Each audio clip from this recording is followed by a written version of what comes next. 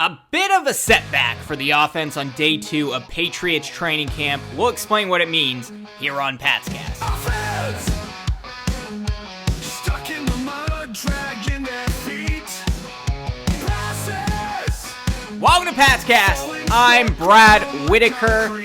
Patriots offense, I'm just going to say it, they were awful on day 2 of training camp.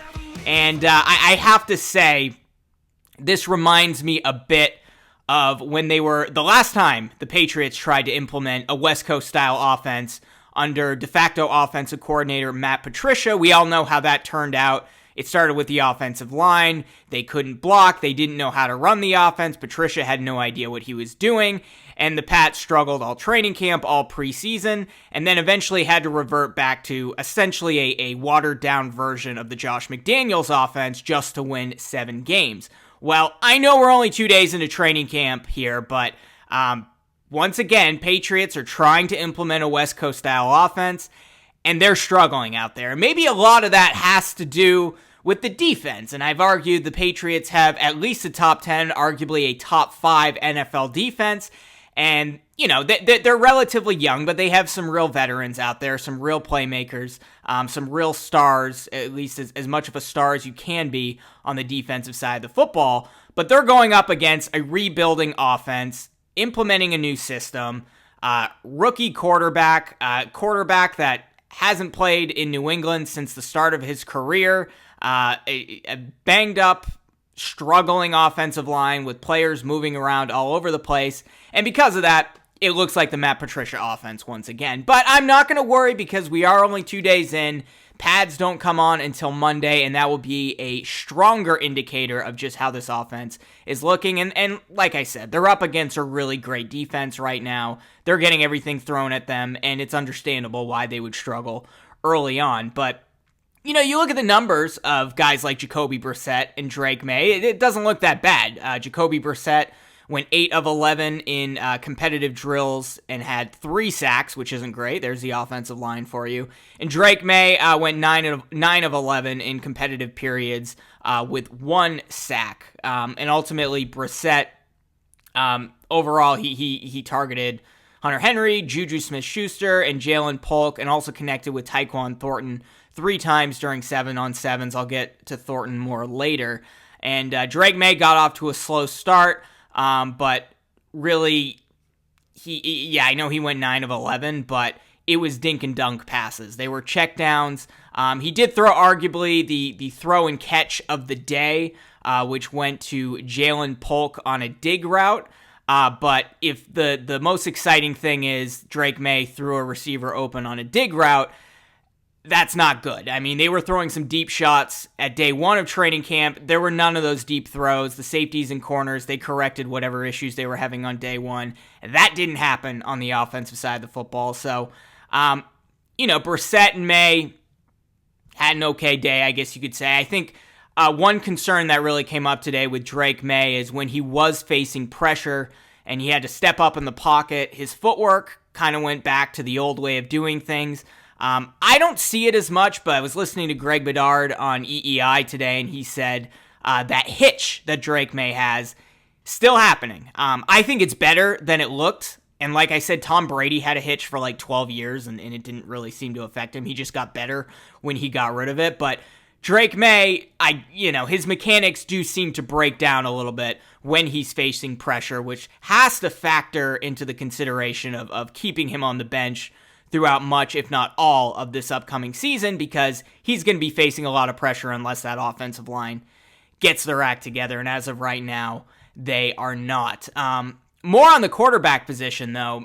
Bailey Zappe we'll see if this continues throughout training camp, but he was demoted to 4th string, at least going by the 1st, 2nd, 3rd, and 4th team reps that were handed out, and he didn't throw the ball much. Joe Milton didn't throw the ball much, but unlike day 1, Joe Milton was getting the 3rd team reps, and Bailey Zappe is getting the 4th team reps. So I think it's only a matter of time before we see Bailey Zappe cut.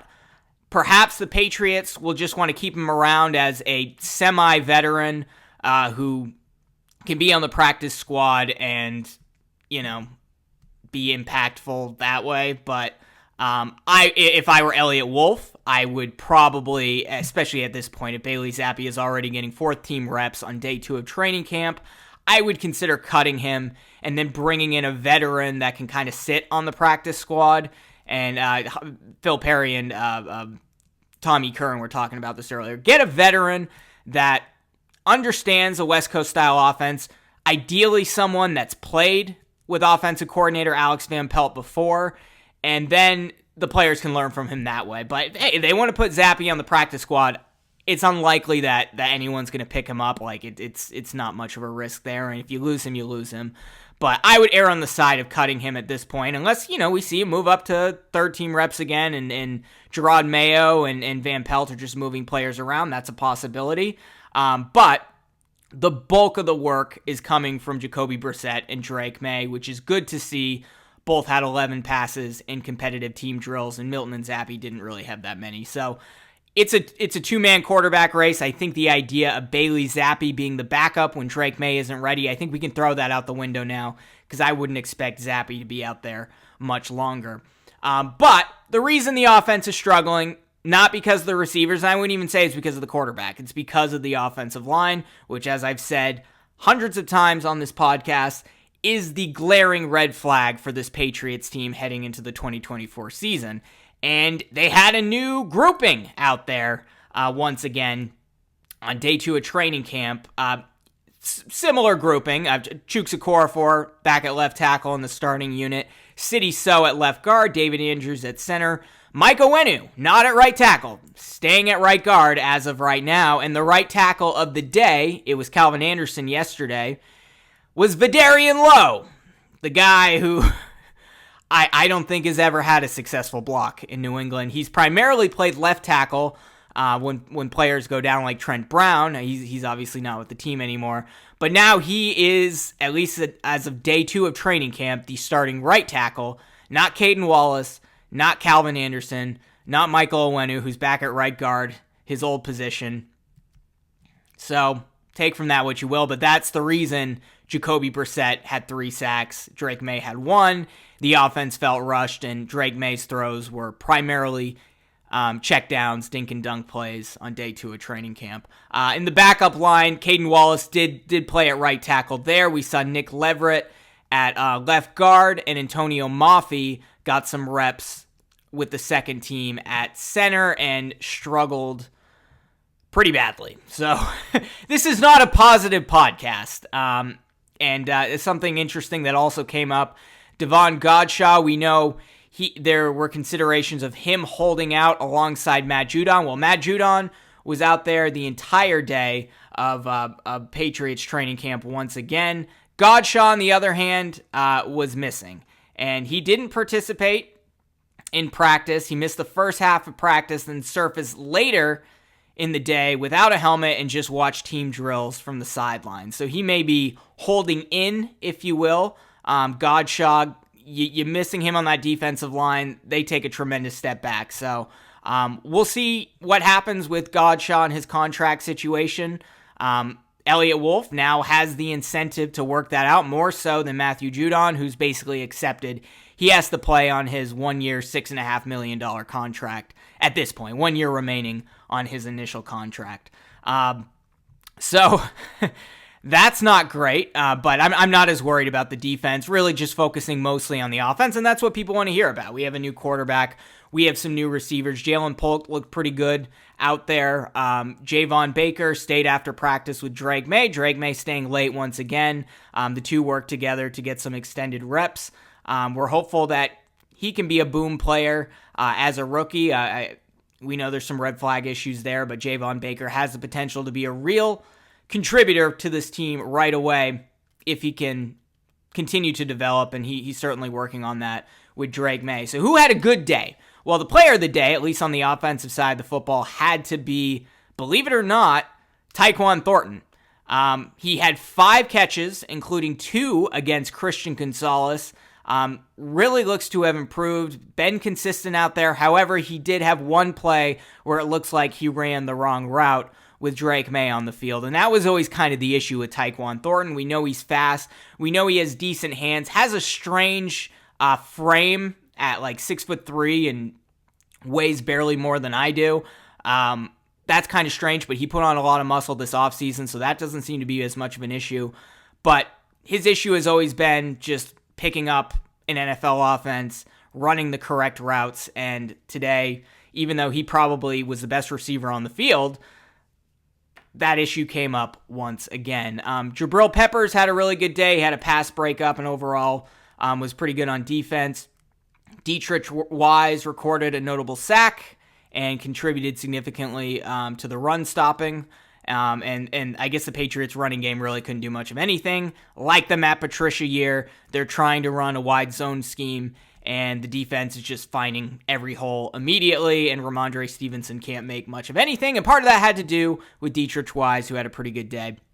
But who struggled? Of course, there's Bailey Zappe, who was demoted to the fourth quarterback. We'll see if that sticks.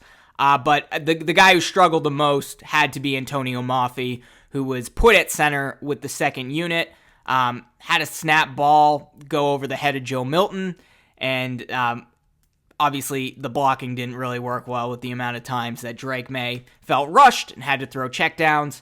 So, not great there. But look, we got to be optimistic.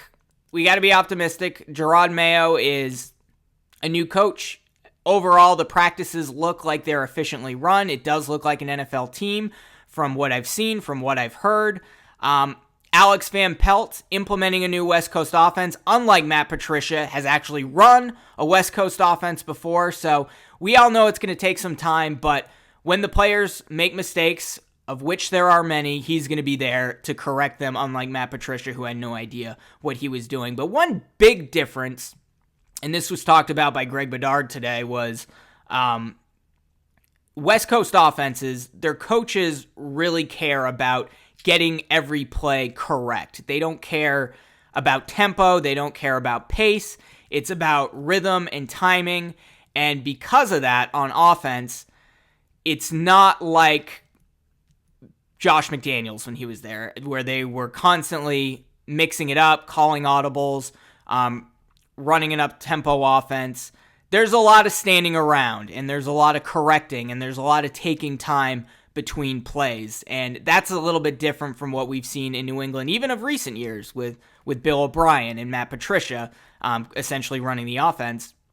It is a little bit different, but this, I guess, is what West Coast offensive coordinators tend to do, is they want to get everything corrected, everything looking perfect before you start to incorporate the up-tempo, before you start changing plays at the line, and we'll see how that's going to evolve. Hopefully it looks a little bit different a few weeks from now, but Patriots practice again tomorrow before they have an off day on Saturday. Pads come on Monday, and that will be the tell-all. Will the offensive line improve with pads, or will they look worse?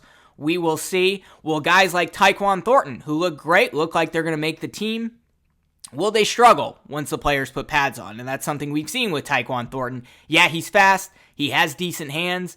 But the moment he gets a little bit of contact on the field, he gets slowed down, and he's not the same receiver. Is that going to happen when they put pads on? That will be an interesting question, which will get answered next week. And we'll be here at PatsCast to cover it. If you're watching this video, be sure to subscribe to this channel, like this video, and hit that notification bell so you don't miss more Patriots coverage. Or be sure to subscribe if you're listening on Apple Podcasts or on Spotify. We'll be back later this week with more Patriots training camp coverage. Offense! Stuck in the mud, dragging their feet. Passes! Falling short ground like concrete. Crowd calling hungry, nowhere to hide. But we got grit, never leave our pride. PatsCast screaming loud and clear. Offense, find your groove, it's near. Defense standing tall like steel. Fight till the end, that's the deal.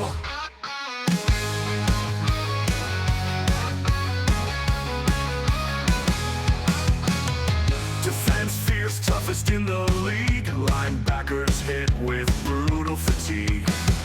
Interception streams fall from the sky. Opponents crumble, warriors never shy. Quarterbacks searching for time and space. Receivers dancing for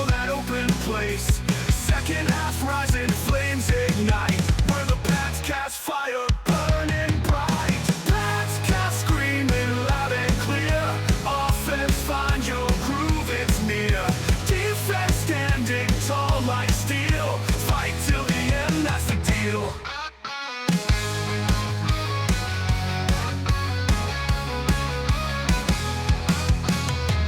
Wideouts, sprinting round precision tied. Handoff, struggle, running back denied. But persistence tries, fights never end. Faith in the huddle, champions defend.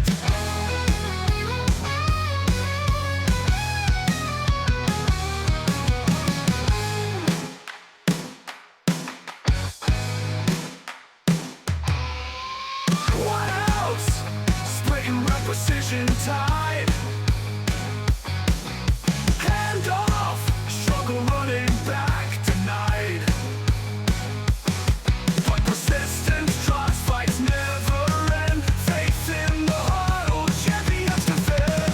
PatsCast screaming loud and clear. Offense, find your groove, it's near. Defense standing tall like steel. Fight till the end, that's the deal. Wide out, sprinting round precision tied. Handoff, struggle, running back denied.